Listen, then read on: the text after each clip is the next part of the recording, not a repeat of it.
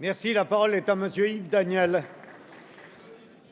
Monsieur le Président, chers collègues, ma question s'adresse à Monsieur le ministre de l'Agriculture, de l'Agroalimentaire et de la Forêt.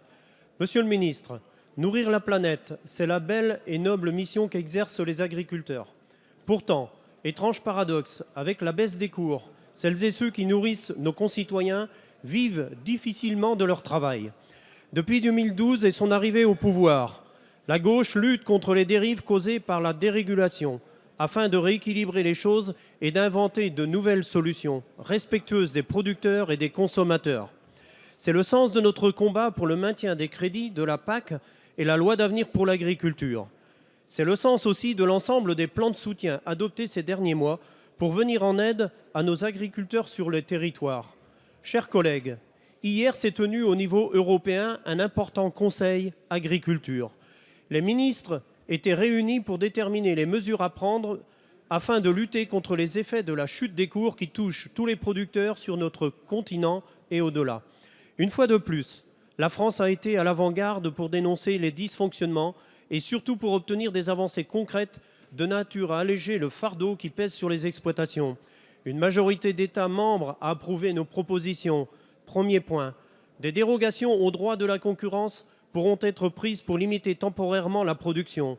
Deuxième point, un accord européen s'est dessiné pour autoriser l'étiquetage permettant d'identifier l'origine des viandes et du lait dans les produits transformés. Monsieur le ministre, proposer, convaincre, réussir, c'est à la fois notre méthode et notre responsabilité. Et vous y prenez toute votre part. Pouvez-vous nous dire quels sont les effets attendus des décisions prises hier et comment elles seront de nature à entraîner tous les acteurs professionnels agricoles et agroalimentaires à tenir enfin leurs engagements et prendre aussi leurs responsabilités. La parole est à monsieur Stéphane Le Foll, ministre de l'Agriculture, de l'Agroalimentaire et de la Forêt. Monsieur le Président, Monsieur le député, je voudrais vous remercier pour la question. D'habitude, j'avais été mis sur le feu nourri de questions qui étaient plutôt critiques. Et lorsque la France obtient un résultat à l'échelle européenne, il y en a qui, cette fois-ci, sont totalement silencieux. Applaudissez-les quand même. Nous avons... Merci pour vos encouragements. À partir de là, on va aller sur le fond. On écoute la réponse. On écoute la réponse. S'il vous plaît. S'il vous plaît. Je savais que vous ne resteriez pas silencieux. Enfin, vous vous réveillez.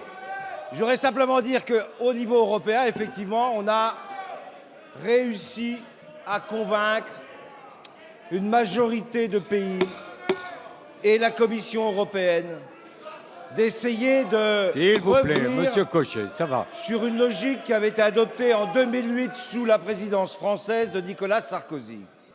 Sujet qui a nécessité beaucoup de mobilisation, de conviction et de détermination.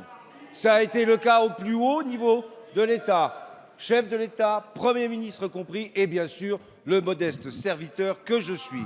Nous avons obtenu à partir de là un certain nombre de choses, et vous les avez rappelées, monsieur le député, en particulier celle qui consiste à mettre en place un article qui permette de modérer une production qui, aujourd'hui, a explosé. Je voudrais simplement rappeler ce chiffre.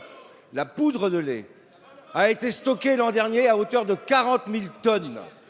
Eh bien, cette année, en 2016, en 2 mois et demi, nous avons déjà, à l'échelle européenne, stocké plus de 52 000 tonnes. À ce rythme-là, on ne pourra pas tenir et il fallait prendre des décisions. Elles ont été prises grâce à l'action de la France. Merci, monsieur Le Foll.